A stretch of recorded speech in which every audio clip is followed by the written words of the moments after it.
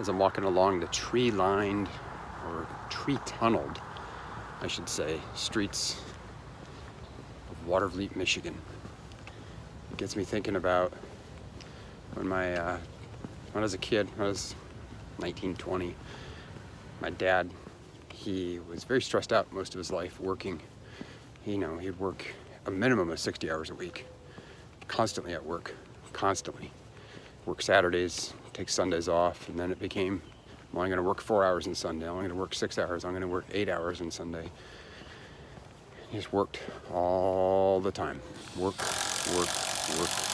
He was so stressed out. He was really miserable. And made him hard for him to be a good dad, because he was just overwrought, anxious, tired, exhausted, worn out. And when you're that tired, it's hard to be good at things. And I met my dad again. I was in college. I transferred schools, living in Michigan at the time. And I was in college, transferred down to the University of Arizona in Tucson.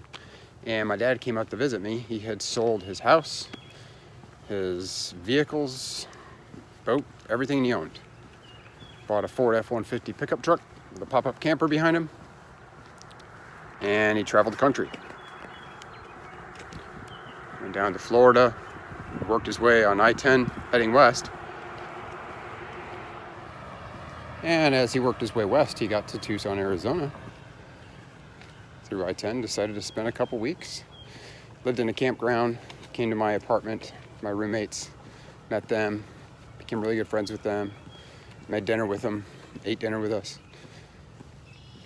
Had a few beverages, and would come and take a shower every couple days. Had a key, come in, take a shower, leave. But he was relaxed. He was meeting my father all over again. He was meeting the real Tom.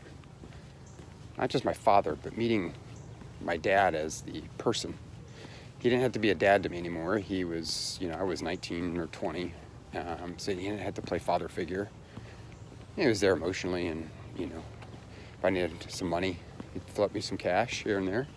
But he didn't have to be, a strict father. So I got to meet him as the person that he is. And that was really cool.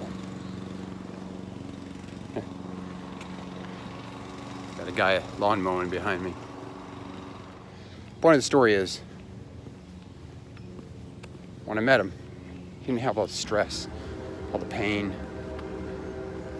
the need to grind, the need to pay for things. Because he had sold his home. He sold everything he owned, except for sentimental things. He had some boxes and some knickknacks, some things from his childhood, some things from my childhood, in a storage unit. Just a real small little storage unit with some boxes in it. And that's all his possessions, other than the truck that he drove and the pop-up camper he lived out of. And he traveled the country for, I think, almost 18 months doing that. Point being is he wasn't stressed out, and he was a beautiful human being.